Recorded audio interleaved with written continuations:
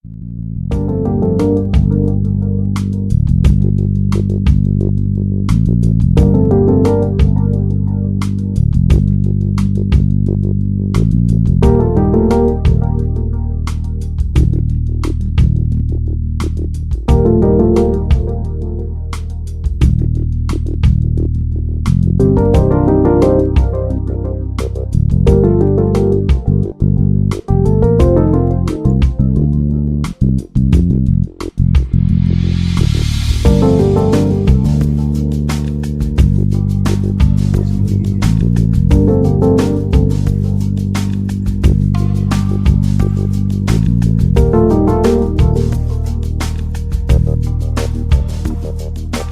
Assalamualaikum.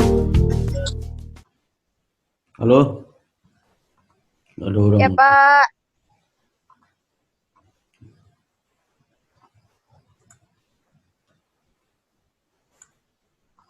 Oke, kita mulai kuliah hari ini ya.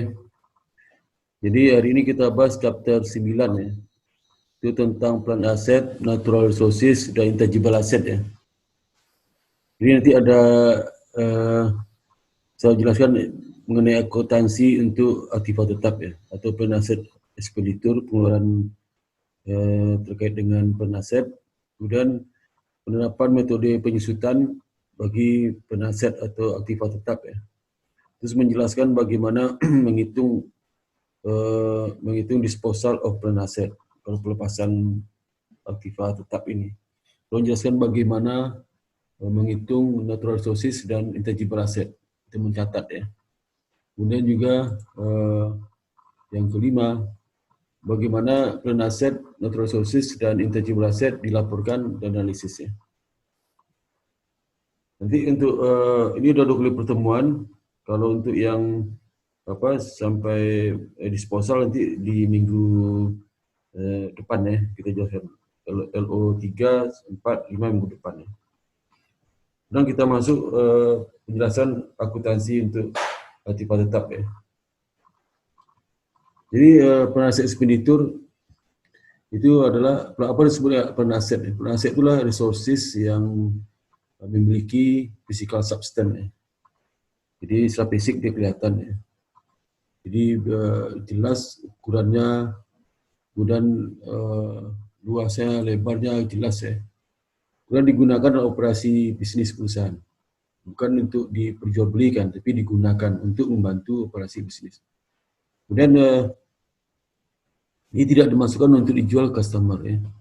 Ini mendukung operasional perusahaan. Kemudian diperkirakan dia akan memberikan servis kepada perusahaan untuk beberapa tahun ke depan ya.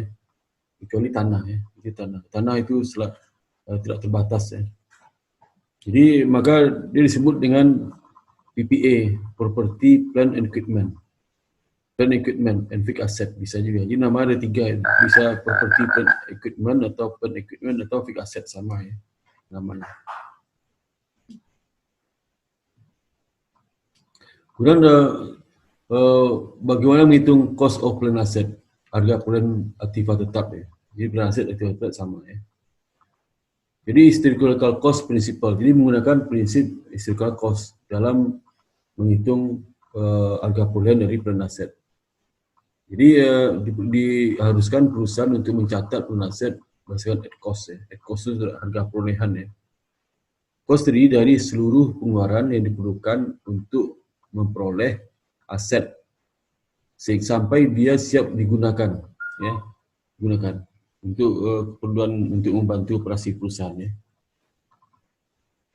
Kemudian tanah ya, seluruh biaya yang diperlukan yang terjadi untuk membuat tanah siap digunakan ya, digunakan, jadi sehingga meningkatkan akun tanah ya, di debit ya. Nah, kosnya secara khusus meliputi contoh seperti misal satu ya, cash purchase price, harga beli secara cash ya, itu masuk cost. Kemudian closing cost seperti misalnya di title and attorney fee, ini untuk pematangan ya tanah. Kemudian juga bukan title and attorney itu fee apa ini apa kepemilikan ya. Kemudian real estate broker komisi itu broker ya. Kemudian juga mengikut property tax pajak untuk tanah itu juga dimasukkan dalam harga perolehan tanah ya, dan lain-lain yang termasuk dengan bahkan pembeli tanah.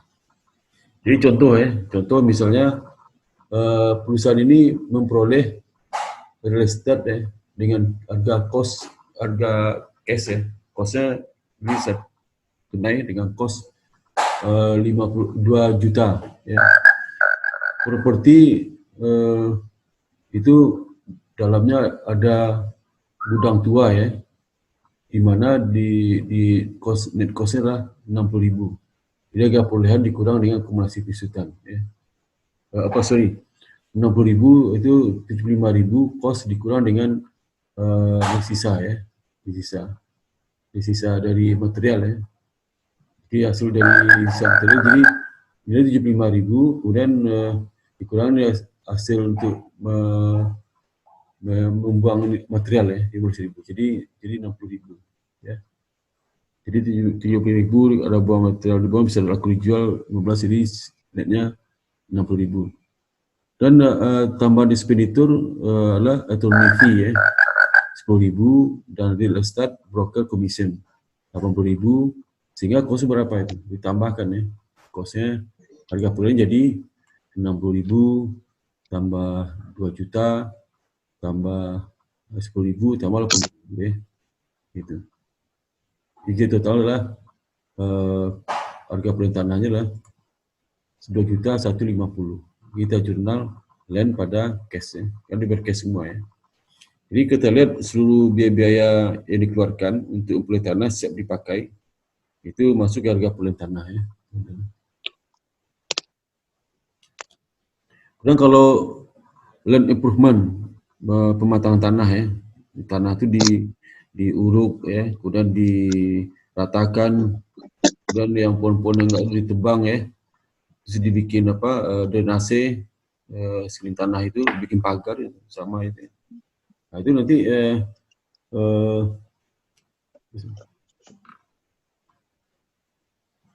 maka nanti itu karena umur terbatas saya bisa bikin pagar ya, tempat parkir ya, landscaping di pembatas tanah itu, underground sprinklers ya. Nah itu nanti kalau dia itu umur terbatas harus disudutkan itu, diapresiasi. Building termasuk semua biaya yang terkait dengan langsung untuk membeli atau membangun gedung itu dimasukkan harga perolehan tanah, harga perolehan gedung ya. Di purchase cost ya, harga pembelian ya, kemudian closing cost dan real estate broker commission ya, itu juga masuk dalam harga perolehan gedung ya. Remodeling ya, replacing atau repairing the roof, floor, electrical wiring, plumbing ya, itu masuk dalam harga perolehan tanah. Juga termasuk construction cost, kalau gedung itu dibangun sendiri ya, dibangun maka kontrak price ya, kita bangun dengan kontrak dengan pemborong ya, pemborong.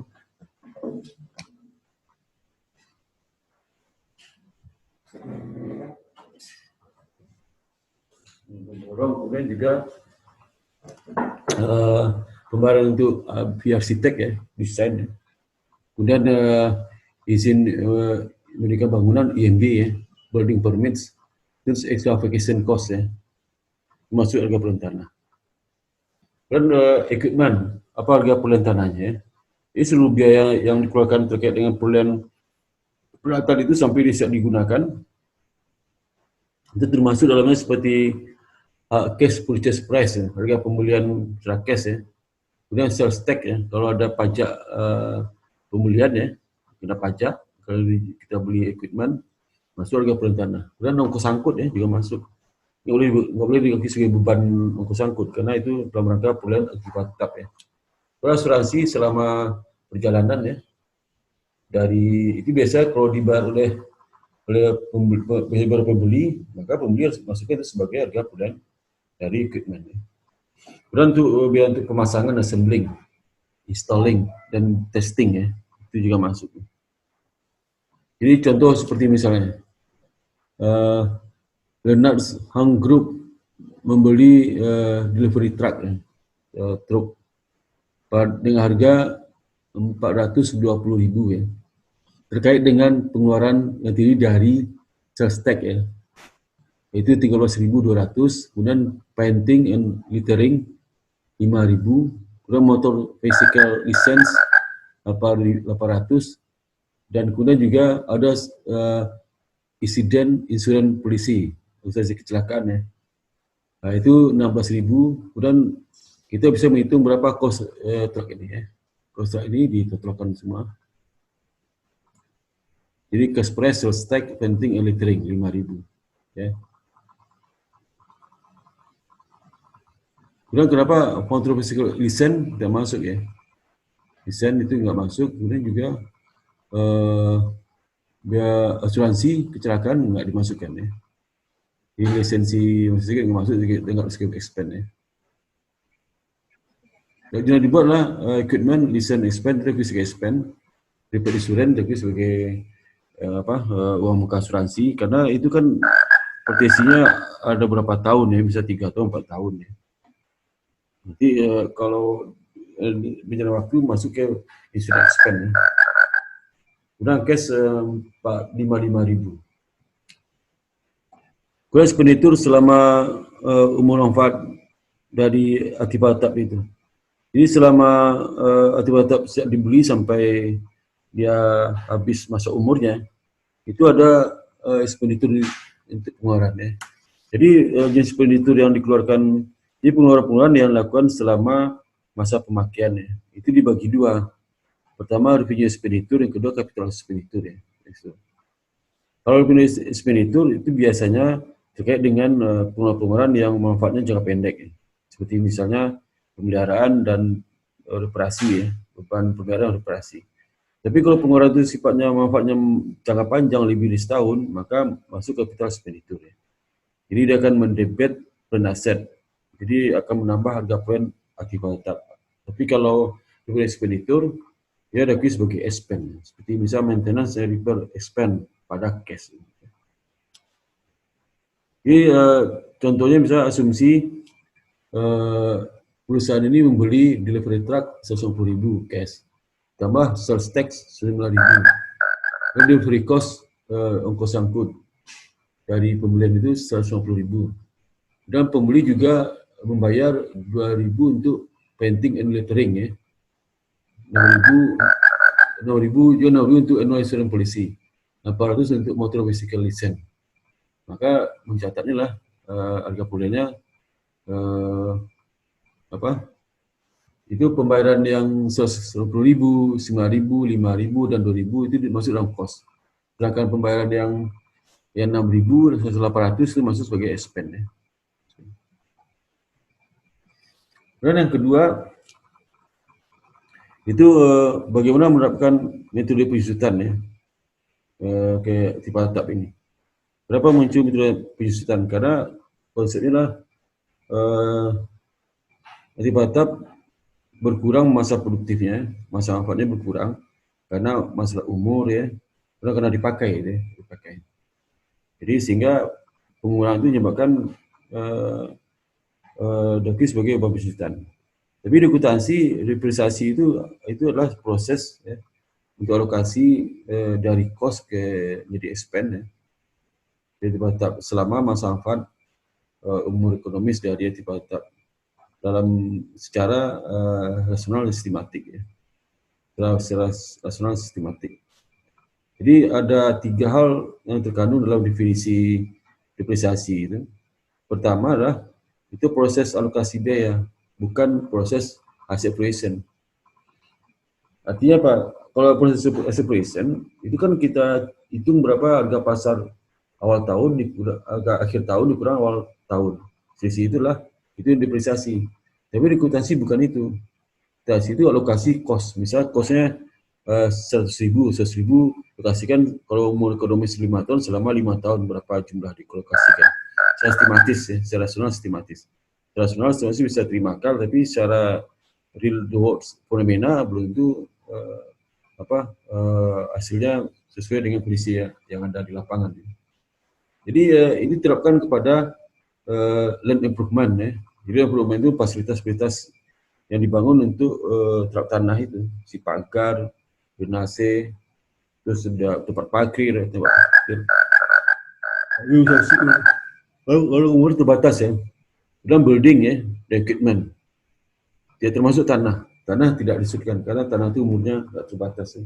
Kecuali menggunakan tanah itu ada batasnya. Yang ketiga itu bisa disebutkan ya, sebab kenapa bisa disebutkan? Karena kemampuan untuk menghasilkan revenue dari aset itu makin turun selama masa manfaat umur ekonomis, pasti kan turun. Karena alokasi biaya sehingga bisa contoh 10.000 5 tahun, tahun pertama alokasi biayanya 1.000, berarti bisa 9.000 gitu. Kan udah turun nilai. Jadi ada beberapa faktor yang perlu dipertimbangkan dalam menghitung penyusutannya. Pertama ada 3 ya. Pertama cost. Cost itu berapa cost yang bisa disebutkan? Depreciable cost ya. Berapa? Ya. Jadi di seluruh pengeluaran itu dihitung sebagai cost. Cost itu nanti akan ada depreciable cost berapa yang bisa disebutkan. Yang ketiga useful life, manfaat ekonomis. Ya. Berapa lama umur produktif dari aktifat tetap ini. Yang ketiga adalah residu. Residu itulah nilai pada saat umur ekonomi sudah habis. Misalnya contoh, kita beli kendaraan, misalnya merek Toyota Kijang ya, umur 5 tahun. Pada akhir tahun kelima, Toyota Kijang masih bisa jalan, masih bagus. Dijual berapa? Harga jual itulah disebut dengan, pikiran harga jual maksud dengan residual value. Ya. Yang tiga ini mempengaruhi hasil perhitungan di penyusutan. Jadi cost-nya juga mempengaruhi. Jadi makin besar pengeluaran, beban penyusutan makin besar juga. Makin panjang umurnya, maka beban penyusutan per tahun makin kecil. Kalau makin tinggi residual value, maka beban penyusutan per tahun makin kecil.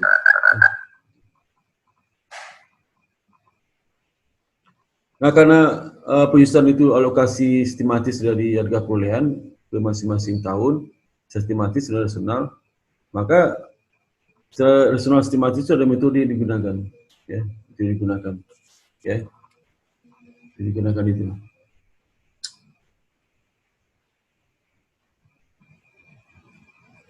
Ya. Nah, apa metode yang digunakan? Ada 3 metode ya. Pertama metode straight line method, ya. Metode garis lurus. Nanti kita jelaskan masing-masing. Dan metode unit of activity method. Ya. Yang ketiga declining balance method, ya. Method. Bagaimana implementasi ketiga metode itu untuk menghitung penyusutan? Ya. Nah, untuk implementasi kita kasih contoh ya, contoh. Jadi contoh ini bisa diterapkan ketiga metode penyusutan.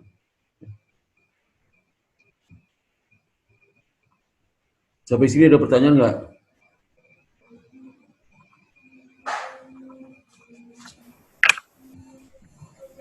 Enggak, Pak. Nggak ada ya.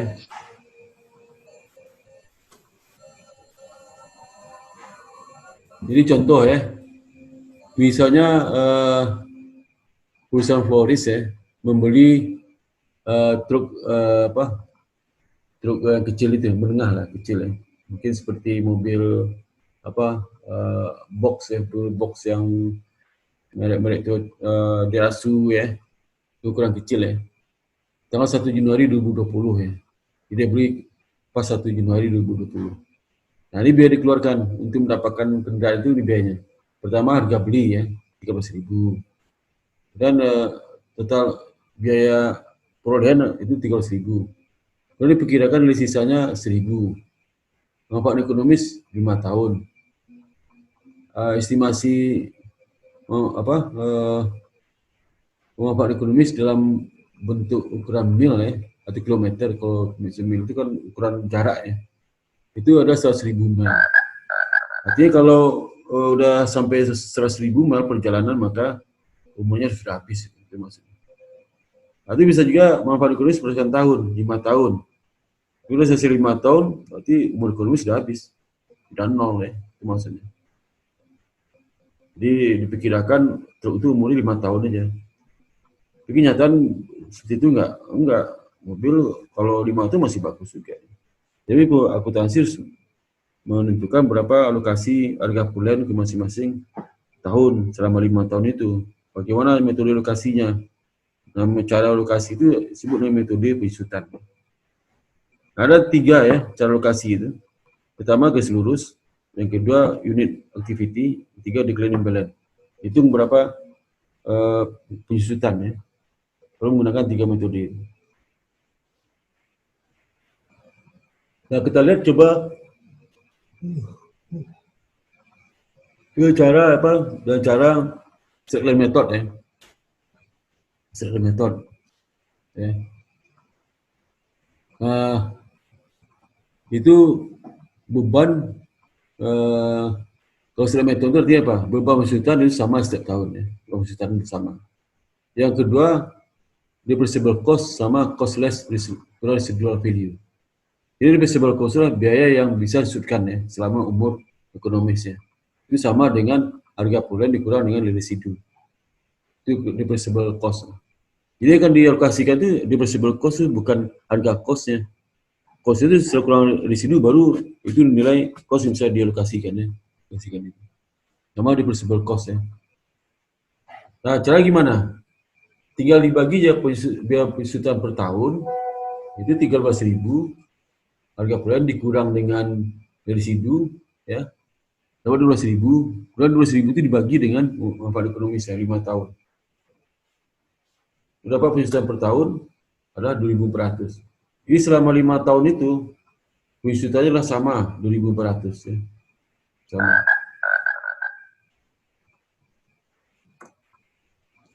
Kemudian kalau straight line method ya, kita lanjutkan tadi ya, kita bikin tabel penyusutannya.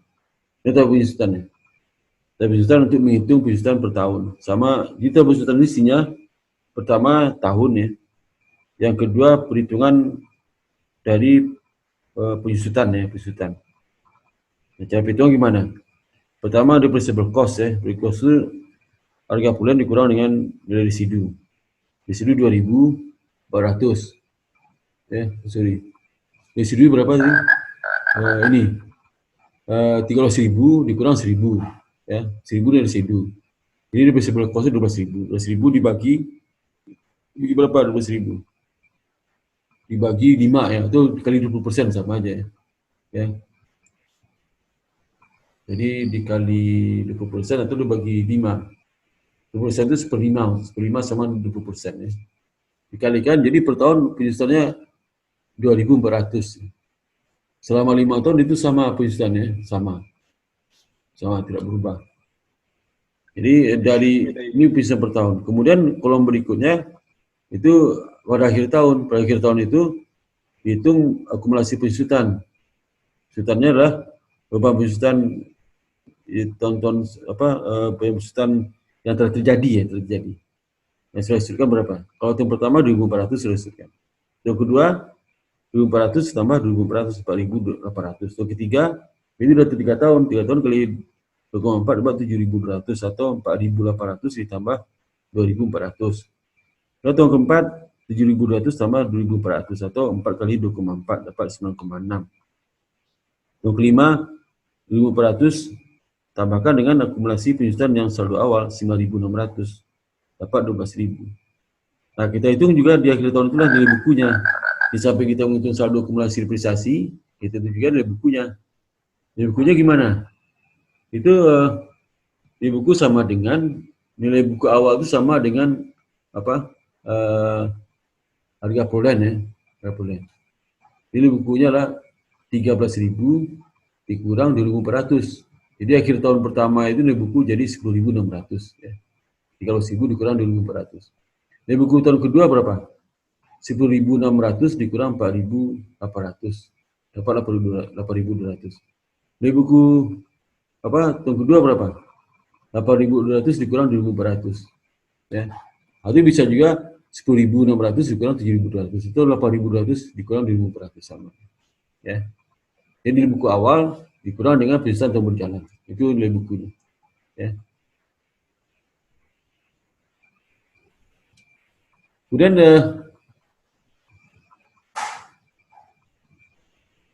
bagaimana kalau dia dibeli tanggal 1 April? Tadi kan dibeli 1 Januari ya. Nah, 1 Januari ini. Nah, ini kalau 1 Januari artinya tahun pertama itu penuh setahun, tahun kedua apalagi ya. Tapi kalau dibeli di tengah tahun, misal tanggal 1 April ya, 1 April. Berarti tahun pertama itu nggak penuh kan? 1 April sampai Desember berapa? Itu 9 bulan kan? Maka 12.000 dikali 20% sama dengan 2.400 ya. Dikali 9 per 12 sama dengan 1.800 ya. Depresiasi expense. Udah akumulasi depresiasinya 1.800 karena baru setahun ya. Tahun kedua ya. Tahun kedua berapa? Jadi tahun kedua lah 12.000 kali 20% kali 1.400 kali 1 kan 12 per 12 kan. Kan tahun kedua kan udah penuh tahunnya, bulannya udah penuh 12 bulan. Nah, dapat 2.400 akumulasi depresiasi adalah 1.800 ditambah 2.400 jadi 4.200. Dan di akhir tahun 2025 sisa berapa lagi? 3 bulan lagi. Karena kan dia umurnya 5 tahun ya. Jadi 2020 9 bulan, 2021 setahun. Jadi udah setahun 9 bulan. 2024 berapa? Sudah 4 tahun 9 bulan. Jadi 5 tahun, tinggal 3 bulan lagi. Januari sampai 3 Maret ya, Maret. Jadi 3 bulan. Kalau 3 bulan berarti apa?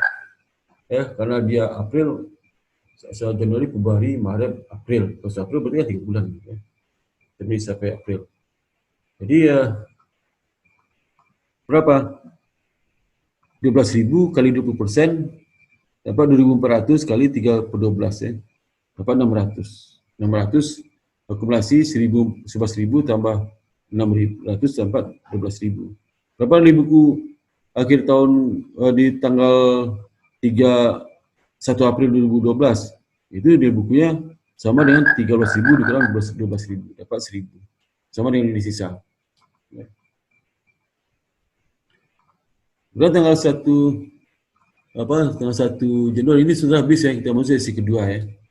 Lagi mau habis sudah tutup 40%, 40 menit ya. Kemudian tanggal 1 Januari 2020 ini contoh lain lagi ya. Perusahaan ini membeli ya itu mesin seharga 50.000. Mesin ini diperkirakan umurnya 10 tahun ya. Dengan residu 2.000. Jadi kalau rumus penyusutan itulah cost dikurang residu dibagi umur ya. Itu penyusutan per tahun. Jadi apa jurnal yang harus dibuat pada saat tanggal 1 Desember 2020 ya. Jika menggunakan Stackline method ya. Jadi rumusnya kita hitung ini dibeli bulan 1 Januari ya. Kalau dibeli tengah tahun hati-hati itu. Kita hitung berapa bulan tahun pertama itu sejak dibeli sampai akhir Desember. Kemudian kalau dia penuh setahun berarti harga polanya berapa? Harga polanya adalah 50.000, yang 50.000. Nah ini. 50.000 dikurang 2.000 ya. Dapat depreciable cost ya. Dibagi karena 10 tahun berarti dibagi 10 atau dikali 10% sih. Ya, dibagi 10 ya. Dibagi 10. Atau dikali 10% ya. Karena 10 tahun itu. Setahun itu 10%. Kan dibagi nih, dikali sih. Dikali ya. Ya. Jadi beban penyusutan per 1.800 sama akumulasi penyusutan per 1.800. Tiap tahun sama jumlahnya. Unit of activity method ya. Cara kedua, bagaimana kalau kita gunakan metodenya adalah unit activity ya. Ya.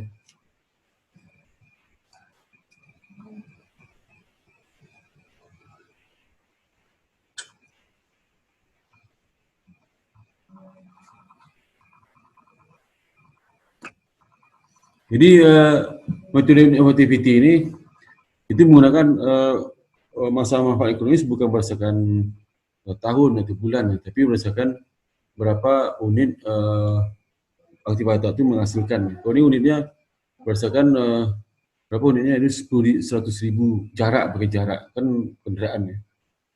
Jadi 100.000 mil. Jadi kita hitung berapa penyusutan per mil ya. Jadi 12.000 daripada sebelah kos, 12.000 kos menghitung bagaimana? Itu 13.000 harga pulsa dikurang 1.000 dari sisanya. Dari sisa ya. 12.000 bagi 100.000 ya. Itu. Jadi penyusutan per milnya lah 0,12 euro ya. Nah, untuk menghitung penyusutan tahun berjalan, sudah berapa mil dia berjalan. Kalau jalan sudah 1.000 mil, maka penyusutan 1.000 kali 0,12 itu. Ya. Gitu. Ganti. Jadi itu ya. Bisa contoh tahun 2020 ya. Penyusutan per mil kan 0,012. Dia sudah berjalan 15.000 kilo. 15.000 mil ya. Maka penyusutannya dikali tarif per mil dikali jarak yang sudah ditempuh oleh kendaraan itu. Ya. Itu 15.000 dikali 0,012 dapatnya 1.800 ya. 100. Jadi penyusutan tahun 2020 1.800. Jadi penyusutannya berbeda-beda. Kalau garis lurus kan ini sama penyusutan. Ini beda-beda. Tergantung pada jarak yang ditempuh. Ada juga berdasarkan unit produksi, ada juga ya, mesin ya. Unit produksi, kalau ini berdasarkan jarak ya. Contoh tahun 2023, dia sudah menempuh perjalanan 25.000. Maka penyusutannya 25.000 kali 0,012. Dapat 3.000 penyusutannya. Jadi akumulasi penyusutan di akhir tahun ke-2023 itulah akumulasi awal 7.800 ditambah 3.000. Dapat 10.800 ya.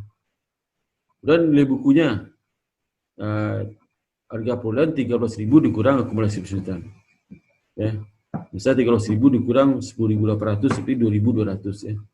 Nilai buku. Nilai buku itulah harga bulan dikurang dengan akumulasi saldo akumulasi penyusutan ya.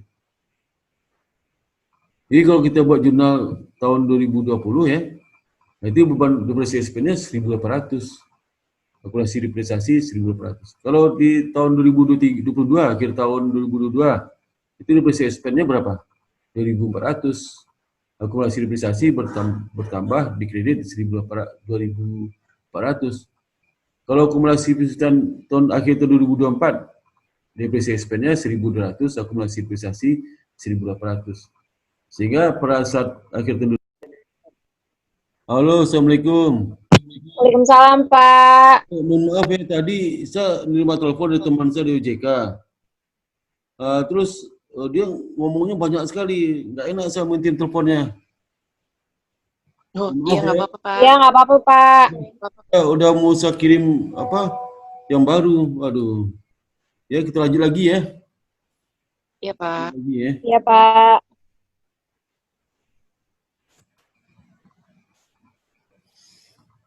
Sekarang kita selanjutkan mengenai unit of activity method ya. Jadi metode unit activity unit ini adalah itu dengan melihat berapa unit, kalau unit berdasarkan jarak kilometer atau mil, berapa mil sudah dipakai kendaraan tersebut ya. Atau kalau unitnya berdasarkan unit produksi, berapa unit dihasilkan oleh mesin itu dasar dari apa penyusutannya. Jadi kita harus menghitung berapa penyusutan per unit ya. Nanti kalau penyusutannya dikalikan tarif per unit ya. Jadi seperti misalnya tarif per unit 0,012, kalau tahun 2020 15.000 mil, berarti penyusutannya 15.000 mil kali 0,012 dapat 1.800 euro ya. Jadi di depresi expense pada akumulasi depresiasi. Lalu metode ketiga adalah declining balance method ya. Jadi metode saldo menurun ya. Jadi ini salah satu metode akselerasi ya, metode akselerasi. Metode akselerasi ini artinya penyusutannya makin lama makin turun ya. Di tahun pertama lebih besar penyusutannya, tahun kedua berkurang gitu ya. Jadi declining balance method ya. Jadi dia akan decrease annual depreciation expense ya, selama aset manfaat umum ekonomis ya. Jadi perubahan pensiunannya mengalami decreasing ya, selama umur ekonomis aset ya. Dan double declining balance rate itu sama dengan 2 kali dari straight-line rate ya.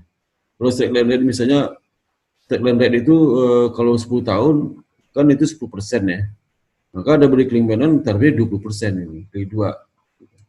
Jadi kalau umur 5 tahun kan tarif per tahunnya kan 20% ya, 1/5 kali 100% 20%. Kalau itu menggunakan metode declining balance itu 20 kali 2 40% ya. Persen. Maksudnya. Nah ini contohnya, ini contoh contoh kalau menggunakan metode declining balance method ya. Jadi misalnya contoh yang sama ya, apa perbedaan metode declining balance method sama metode garis lurus, metode unit aktivitas ya, atau unit of activity method ya. Bedanya lah kalau di metode ini straight-line method garis lurus sama unit activity, dalam menghitung depreciable cost-nya itu adalah harga proyek dikurang dengan residu ya, residu dari sisa.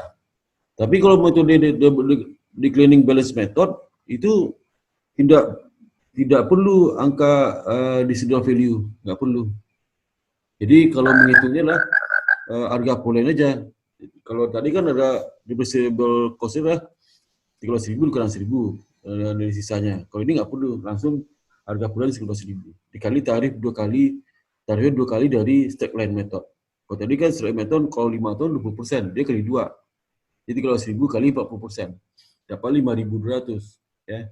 Jadi beban pensiunan di tahun pertama lebih besar dibandingkan tahun berikutnya ya. Jadi besar terus lama turun decrease terus ya, mengalami decrease ya, penurunan.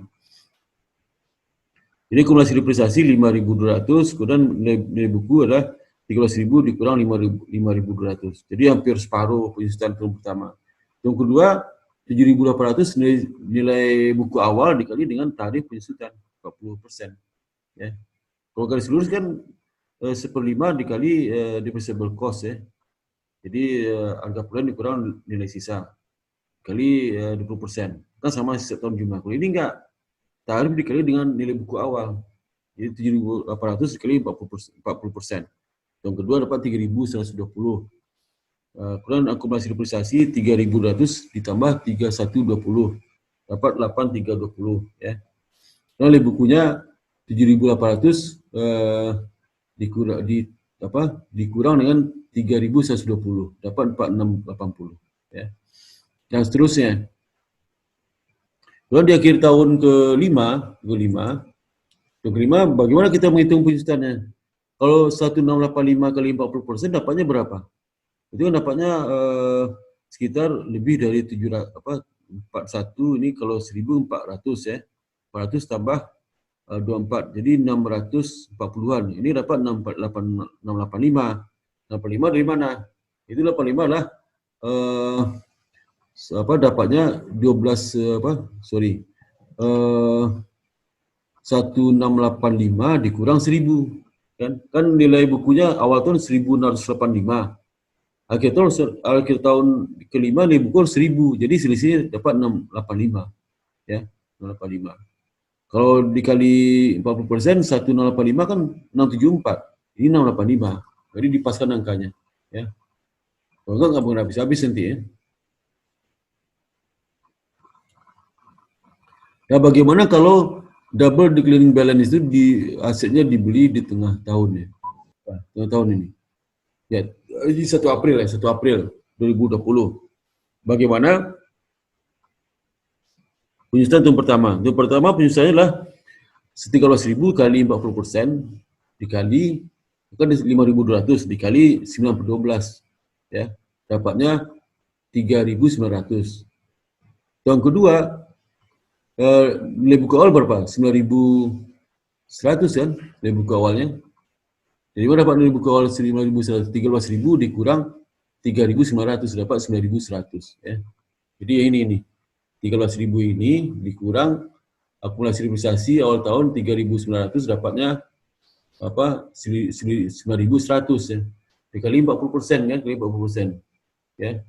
Kali 40% dapat 23640 ya, 60. Itu. Tapi tidak dikali itu lagi kan udah penuh full setahun 12/12 ya. Nah, di akhir tahun 2025 jadi akhir tahun 2025 itu tanggal berapa tuh? Tanggal 1 April 2025. Jadi 1 April 2025. Itu kita nggak usah lagi 180 kali 40% dikali 3/12. Langsung aja selisih ini. Selisih 12.000 dikurang 11.820. Dapatnya berapa? Dapatnya 472. 472. Dapatnya ya 472. Ya. Sorry, dapat 180, sorry. Jadi 11.820 dikurang 12.000 dapat 180. Jadi 180 dapatnya. Bukan 472 kali 3/12. Kalau 872 kali 3/12 itu jumlahnya nggak segini ya. Beda angkanya ya. Karena harus kita paskan residual adalah 1.000 ya, 1.000. Kalau 1.000 berarti kan harusnya akumulasi realisasi harus 12.000. Ya, 12.000. Kita perbandingan ketiga metode ini ya, teori bandingan. Jadi kalau metode garis lurus ya, itu kan sama penyusunan setiap tahun dari tahun 2020 sampai 2024 sama ya. Kemudian kalau declining balance ya, itu penyusunannya beda ya, beda. Tahun pertama lebih besar karena 40% dari harga perolehannya. Yang kedua 40% dari nilai buku awal. Beda ya. Tapi total akhirnya sama. Total penyusunannya sama 12.000. Tapi unit activity juga demikian. Unit activity kan bervariasi tergantung berapa jarak tempuh dari kendaraan itu. Setahun itu berapa ratus kilometer, berapa ribu mil ya. Nah, dikalikan tarif per mil. Itu akhirnya sama 12.000 juga ya, 12.000. Jadi ketiga metode itu akan memberikan total penyusutan selama 5 tahun 12.000. Kenapa? Karena sisa sama 1.000. Kalau 1.000 dikurang 1.000 berarti kan 12.000 akumulasi penyusutan. Kan dari buku itu harga kuliah dikurang akumulasi. Kalau 13.000 dikurang 12.000 ya. Jadi dapatnya adalah 1.000 dari buku di akhir tahun kelima itu ya. Itu tanggal 1 April ya. Ini kalau kita bikin gambarnya seperti ini. Kalau yang jumlah beban penyusutan setiap tahun ya. Jadi garis vertikal itu penyusutan jumlah penyusutan. Kemudian kalau garis vertikal itu jumlah angka tahunnya. Bisa 2020 ya. Kalau unit activity itu yang warna biru hampir mirip ya. Itu di antara 1.800 ya. 2021 naik ya. Tapi kalau seluruh yang merah itu dia datar aja. Tapi kalau yang metode double clean balance itu pertama tinggi kemudian turun terus ya. Itu perbedaannya. Tapi in total sama. Jadi kalau sudah jadi direktur keuangan, pertanyaan yang mana kamu pilih? Metode yang tagline, metode declining balance atau metode unit activity? Ini pilih. Ini adalah kalau tujuan kamu itu ingin mendapatkan laba yang tinggi di awal tahun, pilihlah declining balance ya. Rugi ya, sorry. Pilihlah yang metode, jadi kalau tidak laba, mana laba paling tinggi? Laba paling tinggi adalah kalau garis lurus sama double declining balance itu garis lurus itu labanya lebih tinggi pada double declining balance. Tapi setelah memotong garis merah, maka laba perusahaan lebih tinggi menggunakan double declining balance. Sedangkan penyusutan garis lurus yang merah itu labanya akan stabil. Tapi kalau yang di double declining balance setelah tahun 2021, setelah 2021 dia langsung laba makin tinggi kan, penyusutannya rendah ya. Tapi kalau di activity ini tidak itu. Tidak fluktuasi ya, fluktuasi. Sehingga laba juga fluktuasi. Kalau pasar modal dia laba yang stabil, stabil turun, stabil mendatar, stabil naik ya. Itu stabil turun. Kalau yang garis declining balance kan stabil turun. Kalau sedline stabil merata, mendatar ya. Jadi kalau menggunakan metode straight line double recurring balance ya, laba mungkin akan turun ya, tapi mungkin lama makin naik labanya. Karena persistent mungkin lama makin turun ya. Berapa komponen depresiasi ya? IBES mensyaratkan komponen depresiasi untuk aset ya. Aset ya. Jadi setiap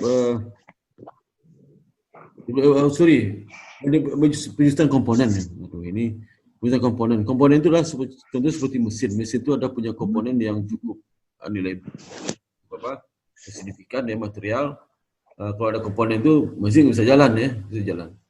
Tapi komponen itu bukan dipisah instansi tersendiri ya, dipisahkan dari induk mesinnya itu bisa juga. Dan part dari plan aset kalau sangat signifikan jumlahnya ya, maka itu bisa diestimasi manfaat ekonomisnya ya.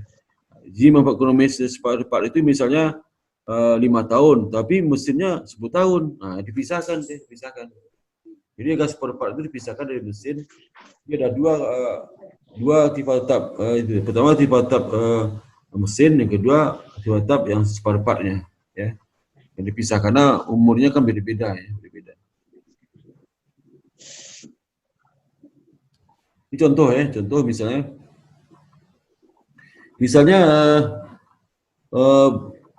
Lexur Construction membangun office building ya. Dia bangun office building itu seharga 4 juta Hong Kong dolar ya, Hong Kong. Tidak termasuk kos dari tanah.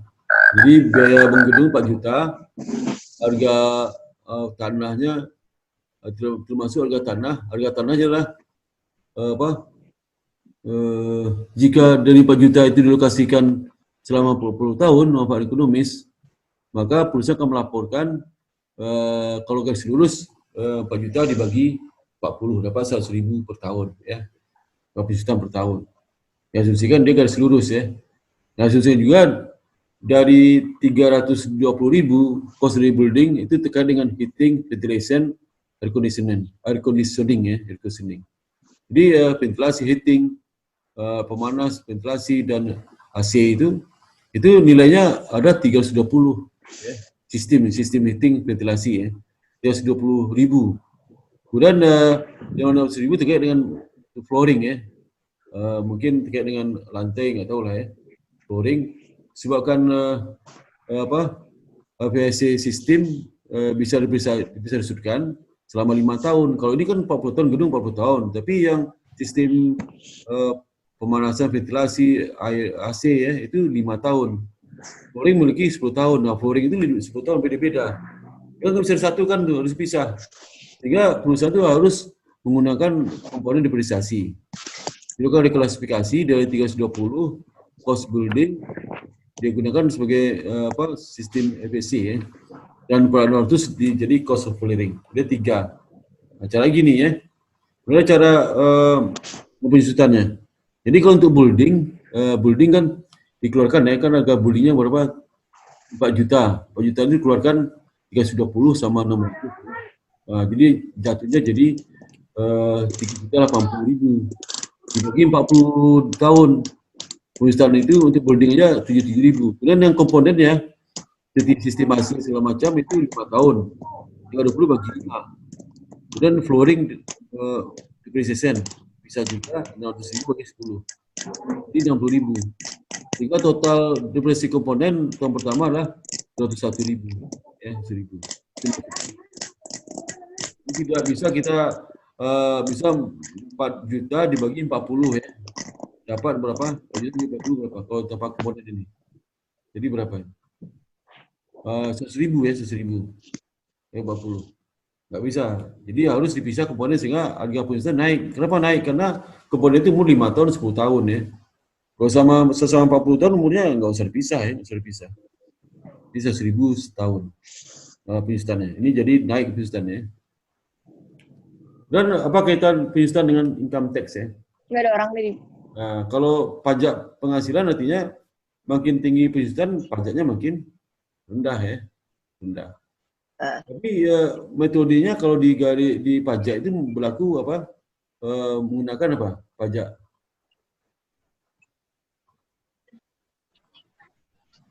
Jadi hukum pajak tidak mengharuskan bahwa perusahaan sama dengan pihak pajak, bisa beda. Misalnya pajak itu kan straight line biasanya, ya. Pajak itu menggunakan apa? Akselerasi, sorry. Pajak itu menggunakan akselerasi, double balance. Tapi bisa menggunakan apa? Bisa menggunakan metode garis lurus, ya. Jadi ada perbedaan, ya. Perbedaan beban penjusutan pajak garis lurus, akselerasi metode, atau tidak boleh balance. Tapi perusahaan menggunakan garis lurus, nggak masalah, nggak harus menyesuaikan sesuai pajak, tapi nanti pajaknya bisa berbeda, ya. Kemudian regulasi dari plan aset, ya. Jadi bagaimana kita menilai kembali dari aktiva tetap itu. IFRS memungkinkan perusahaan untuk melakukan revaluasi aktiva tetap ke fair value dalam pelaporan tanggal pelaporan. Misalnya kalau seandainya ke historical cost itu nilai berapa harga perolehan dikurang dengan akumulasi penjusutan. Dapat nilai buku yang itu adalah namanya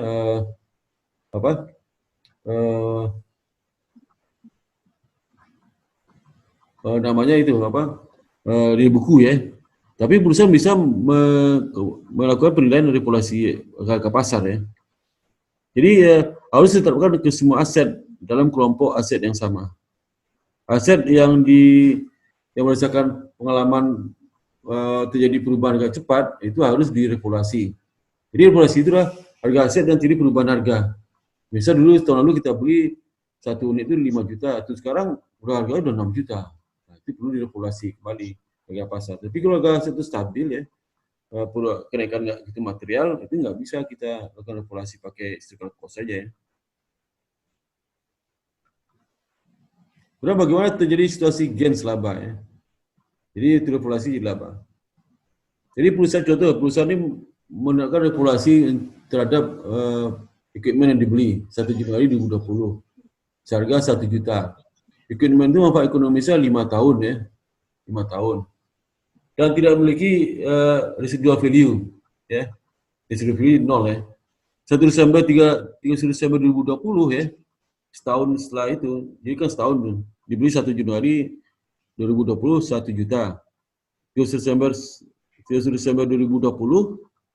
Nah, perusahaan ini membuat jurnal sebagai berikut untuk mencatat beban penjusutan asumsi straight line, ya. Straight line berarti kalau umurnya berapa? Umurnya adalah 5 tahun. Jadi 1000 dibagi 5, ya. 5. Dapatnya berapa? 15. Dapat 200, kan? Mana jurnal mana? 200 ini. Pada depresiasi, pada akumulasi depresiasi. Berapa di bukunya akhir tahun 2020? Halo? Di bukunya berapa itu? Halo? Di bukunya berapa itu? Apa? Aduh, pada tidur kamu, ya? Nggak perhatiin, ya? Aduh, nggak ikuti. Kamu nggak ikuti kuliah saya, lagi tidur semua. Ya, Pak. Ya, berapa? Enggak, Pak. Agar nggak nyimak, ya, nggak nyimak. Pada tidur semua. Satu lagi ngobrol dengan lain gitu. Ditutup voice-nya, itu bisa ngobrol sama lain, ya. Jadi pembusutan 2000, ini bukunya, ya, berapa nih bukunya itu sendiri lah, ya. Dan pada akhir tahun 2020, berdasarkan hasil appraisal menetapkan bahwa aset ini memiliki nilai wajarnya 850.000, ya, 10.000 nilai wajarnya. Untuk melaporkan equipment dengan harga wajar jadi berapa? Jadi 850.000, kan? Jadi nilainya berapa? Nilainya kan 1 juta di awal tahun. Kalau ada penjusutan 200.000, ini bukunya sekian, ya. Sekian ini bukunya. Kita tahu harga portfolio lah 850.000 harga pasarnya. Bisa ingin melakukan harga pasar ini.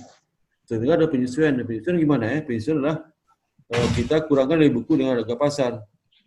Jadi bukunya kalau buku 800.000, harga pasar 850 kan naik berarti itu. Naik, ya. Maka kalau naik itu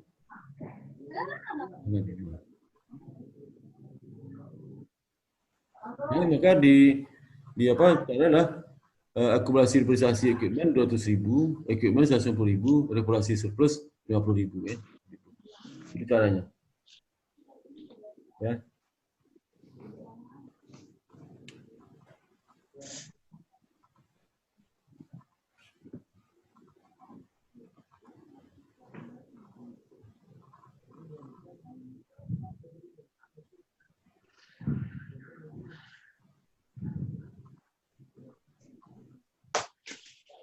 Ya. Jadi kalau hasil prestasi equipment di 200.000, kemudian equipment 150.000. Plus 50.000. Karena kan ada kenaikan 50.000 itu gimana kita melokasikan ke kalkulasi depresiasi ya? Jadi gimana? Kenapa harus 200 ya? 200. Kenapa equipment 150.000? Jadi lokasikan ya. Kita lihat porsi dari supaya kalau kita lihat dari tadi kan kalkulasi kan berapa? 200.000 kan? Kita tutup ya. Kemudian tutup 200.000. Udah gimana di itu berapa? 150. 10.000. Ya. Kalkulasi surplus 50.000 ya, 10.000. Jadi kalkulasi BCSP kan 200.000 dihilangkan semua ya. Karena ada equipment 150. Ya. Kenapa ada kalkulasi surplus 50.000. Kemudian dengan jurnal ini sekarang equipment berapa? 850.000 ya. Kan 1 juta dikurang 150 ya. Dapat 850.000. Kalkulasi surplus 50.000. Kalkulasi pensiunan kurangi 200.000 ya.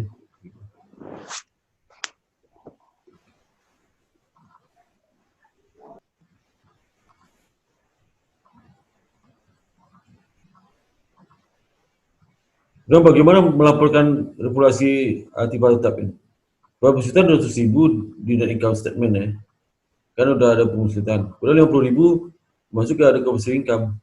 Dari ini ya. Nih. Ya. Kemudian 60.000 adalah ada commercial income karena ada kenaikan ya. 50.000, 850.000 adalah bukan the basis of asset. Jadi dengan naik 800.000 sekarang kan harga kos barunya adalah 1 juta dikurang 150 ini kan. Jadi 850.000. 850.000 ya. Nah, 85.000 itu dipakai di basis berapa penyusutan tahun berikutnya? Bisa umur penyusutan berapa? Dia umurnya kan ada berapa tahun umurnya? Itu 5 tahun kan? Udah jelas tahun berarti tinggal 4 tahun. Nah, penyusutan 4 tahun ke depan itu menggunakan harga pokok yang baru ini. Itu 850.000. Ya 850.000 bagi 4 dapat 21250. Jadi kalau buat penyusutan tahun 2021 itu beban penyusutan pada akumulasi penyusutan sebesar 212.500.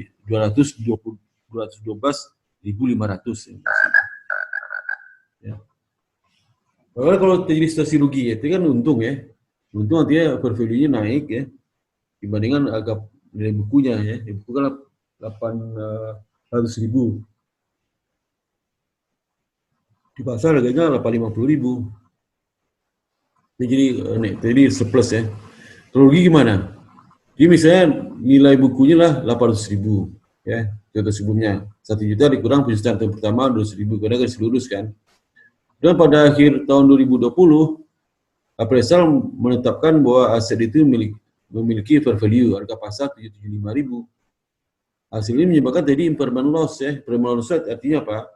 Itu nilai buku, nilai pasar di bawah nilai buku. Nilai pasar 750, nilai buku 800, berarti kan di bawah nilai buku harga pasarnya. Sehingga terjadi impairment loss sebesar 25.000. Jurnal untuk mencatat equipment dan melaporkan impairment loss sebagai berikut.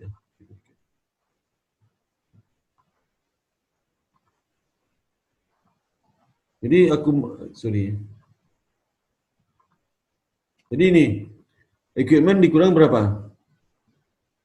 Itu kurang kalkulasi investasi dikurang berapa? 100.000 kan penyusutan yang sudah dilakukan tahun pertama itu 1.000 ya. Kemudian impairment loss berapa? 25.000 ya, kredit ya. Sehingga equipment berkurang 25.000. Ya. Jadi equipment itu berkurang 25.000 dari mana? Dari 800.000 dikurang 775.000. Dapat 25.000. 775 itu apa? Harga pasarnya. 800.000 nilai bukunya. Selisih nilai buku dan harga pasar itu terjadi minus 225.000. Jadi termasuk 800.000 dikurang equipment 25. Dari mana 25 ini? Itu 1 juta dikurang 225 ya. Supaya nanti nilai equipment jadi 775.000. Dan akumulasi dihilangkan, dihapus bukukan. Ya. Jadi nanti di awal tahun kedua itu, akumulasi penyusutannya 0 ya. Kemudian equipmentnya jadi 1 juta dikurang 775.000. 1 juta dikurang 225.000, dapat 775.000. Ya. Nah, bagaimana kita merevisi prodi investasi? Misalnya contoh, misalnya dalam prodi tadi perubahan, ya. Maka kalau perubahan akibatnya apa? Ya prodi sebelumnya tidak di-adjust, hanya sekarang dan ke depan aja. Jadi tidak ada perubahan dalam pelaporan penyusutan di tahun sebelumnya. Atau disebut juga dengan apa? Retroaktif. Apa perspektif ya, prospectively. Retroaktif itu mengadjust pencatatan tahun lalu. Ini enggak, dengan ada perubahan estimasi umur, maka yang dikoreksi hanya sekarang dan ke depan aja, pakai tarif baru. Jadi tidak dipertimbangkan sebagai satu kesalahan, error ya. Jadi step by step pendekatan, pertama menentukan new replaceable cost ya. New replaceable cost itu adalah dapatnya dari apa? Dari apa itu? Itu nilai buku sebelum apa? Sebelum dirubah ya, berapa nilai bukunya. Ya. Dan membagi dengan sisa manfaat umurnya. Misalnya buku awal itu sebelum dirubah berapa nilai bukunya. Sisa umurnya berapa? Seumur 4 tahun bagi 4 itu maksudnya. Ya. Ini contoh ya, contoh. Misalnya Barbie Flores memutuskan 1 Januari 2023 itu untuk melakukan perpanjangan manfaat ekonomis dari truk ya, setahun. Jadi sehingga total umurnya jadi 10 tahun. Ya. Dan jadi kenaikan residual value 2.200 ya. 200. Kemudian perusahaan menggunakan straight line method untuk melakukan prestasi aset sampai tanggal sekarang ya. Penyusutan untuk 3 tahun pertama ya. Tadi sudah tahun berapa nih? Di 3 tahun pertama ya. Ini contoh soal mana nih? Sambung sebelumnya ya. 13.000 apa? Jadi meningkat dari residu 2.200 ya. Jadi perolehan dari residu itu 13.000. Dari residu 1.000. Jadi yang bisa disitukan 12.000 kan. 12.000 itu penyusutan pertama kan 5 tahun. 2.400. Kemudian telah dipakai 3 tahun. Sehingga akumulasi penyusutannya adalah 7.200. Jadi penyusutan per tahun dikali 3. Akumulasi 7.200. Dan nilai bukunya berapa itu? Nilai bukunya sama dengan 13.000 dikurang 7.200 ya. Dapat berapa? 5.800 nilai buku. Saat dilakukan perubahan estimasi umur itu ya, umur. Ini kan umurnya 5 tahun, udah punya 3 tahun, harus kan 2 tahun ya, 3 tahun. Tambah setahun lagi ya. Jadi 5.800 depreciable asetnya, depreciable cost ya. Nah, kalau berapa penyusutan itu sekarang? Maka nanti dibagi 3, kan sisa 3, harusnya 2 tahun sisanya ya. Lalu kan 5 tahun dipakai 3 tahun, sisa 2. Dia tambah 1 lagi 3 tahun umurnya. Jadi sisa timur 3 tahun, sisa umurnya kan 2 tahun. Jadi tambah 1 lagi, jadi 3 tahun sisanya. Dan nilai buku awalnya saat dilakukan perubahan estimasi umur itu adalah 3.600. 5.800 dikurang dengan, 5.800 dikurang residual value 2.200. 5.800 di mana? Dari sini. Dari nilai buku awal sebelum melakukan perubahan.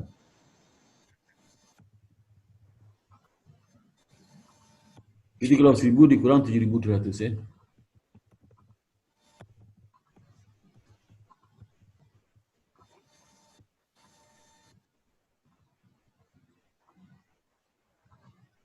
Berapa 1.200 ya. Penyusutan tahun 2003 itu setelah lakukan perubahan umurnya berapa? Nah, itu 1.200 ya. Sampai 3 tahun ke depan ya. Ini soal ya, kalau melakukan revisi penyusutan, direvisi ya. Misal dia beli peralatan ya, 36.000. Jika dipikirkan umur 6 tahun, dan dari sisa 6.000 ya di sisanya. Menggunakan garis lurus ya. Sehingga penyusutan per tahunnya 36.000 dibagi bagi berapa? 6 ya. 6. Dapatnya 5.000. 6 kali 5.000. Karena flexible cost-nya adalah 36 dikurang 6.000. Jadi 30.000 bagi 6 dapat 5.000 ya. Kemudian pada akhir tahun ketiga, berarti kalau ketiga semua kan masih ada 3 tahun lagi. Nah, perusahaan melakukan penyusutan. Diperkirakan umur ekonomi Siemens itu 10 tahun. Jadi 6 tahun, jadi 10 tahun, tambah 4 tahun lagi. Berarti berapa sisa umurnya? Ya. 4 tahun lagi kan sekarang sisa umurnya 3 tahun, tambah 4, 7 tahun ya. Nah, kalau nilai sisa tadi 5.000 jadi, sisa 6.000 jadi 2.000 ya, 2.000. Kita hitung apa? Pertama kita hitung berapa nilai buku ya. Nilai buku dari peralatan itu. Ini berapa? Equipmentnya adalah 36.000 ya, 2.000. Dikurang 6.000, dapat divisible-nya 30.000. Dan dibagi 6. Kalau sudah jalan berapa tahun? 6 tahun ya, 6 tahun jalan. Ya, 6 tahun jalan. Kemudian penyusutan setiap tahun berapa? 5.000 kan? 5.000. 30.000 bagi 6, 5.000. Kemudian dia sudah apa? Tahun ketiga berarti sudah 3 tahun ya. 3 tahun. Tuh. 2 tahun ya. Oh itu tahun kedua ya. Ke 2 tahun terakhir ya. Berarti tahun ketiga, awal tahun ketiga dirubah ya. Sehingga tahun ketiga itu ditambah umur jadi 10 tahun. Dari 6 tahun jadi 10 tahun. Berarti tambah berapa ya? 4 tahun lagi. Sudah dipakai 2 tahun, sisanya berarti tinggal 8 tahun lagi ya. 8 tahun lagi. Kalau usah 3 tahun jadi 8 tahun. Nah ini, sehingga nilai divisible base lah nilai buku 26.000 di akhir tahun kedua atau di awal tahun ketiga itu dikurang dari sisa baru 2.000. Jadi divisible cost-nya divisible base-nya lah 24.000 euro ya. Mulai seumur 8 tahun. Kenapa 8 tahun? Awalnya tadi 6 tahun ya. Nah, jadinya 10 tahun, jadi tambah 4 tahun. 4 tahun itu dari 6 tahun sudah pakai 2 tahun, sisa 4 tahun. 4 tambah 4, 8 tahun ya. Ini penyusutan per tahunnya 24.000 bagi 8, jadi 3.000. Jadi penyusutan tahun yang ketiga itu jadi 3.000 ya, 3.000. Ya. Kira pertanyaan sampai sini? Pertanyaan enggak? Halo? Belum, Pak. Belum, Pak. Kamu absen ya? Mungkin saya butuh sesi ketiga lagi nih. Kalau habis nih, kena waktu nggak cukup sih. Ya. Sesi absen sebentar. Sebentar ya.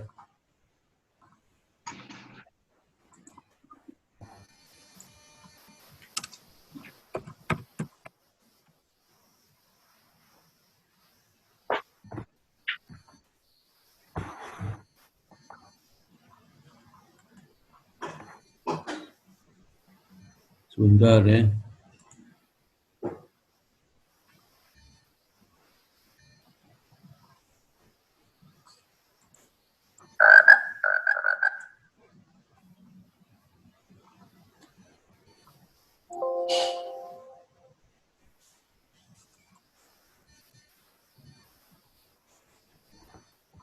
Sebentar Mbak. Ini dosen pembimbing jadwal perkuliahan ya, perkuliahan. Pertemuan. Ini masa pertemuan absensi ya, absensi. Kemudian ini apa pengantar akuntansi berapa? Kamis, Jumat ya.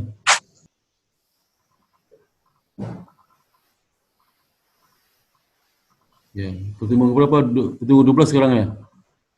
12 ya. Jadi saya share ya absennya ini ya. Pertama Suci ada? Suci? Hadir, Pak. Hadir. Kemudian Sinta hadir? Sinta, aduh, Sinta keluar lagi. Ya, tidak hadir ya. Bangkit Ada ya. itu Pak Sinta. Mana dia diam aja. Kemudian Pakai muka.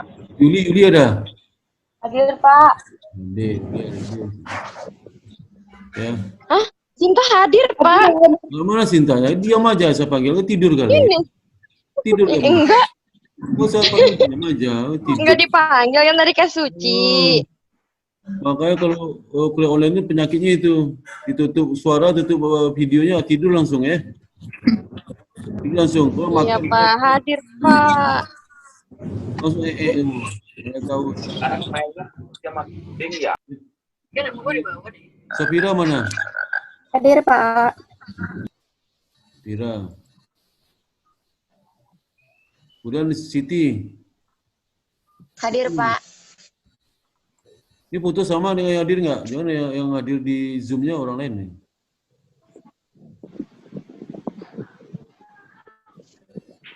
Dan si Hana.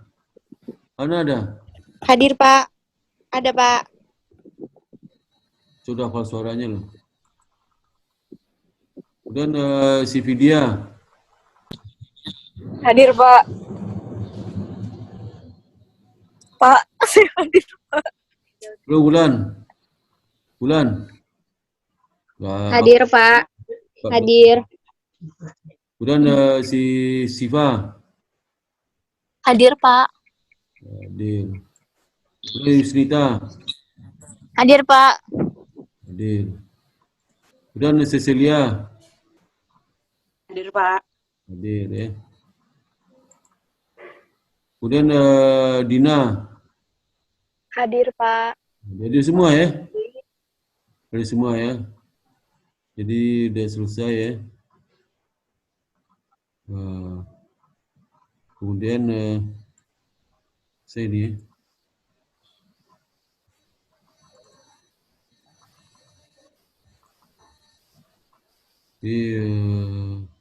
Tutup ya. Oke, sudah selesai ya. Oke, sudah buka video semua sebelum berakhir ya.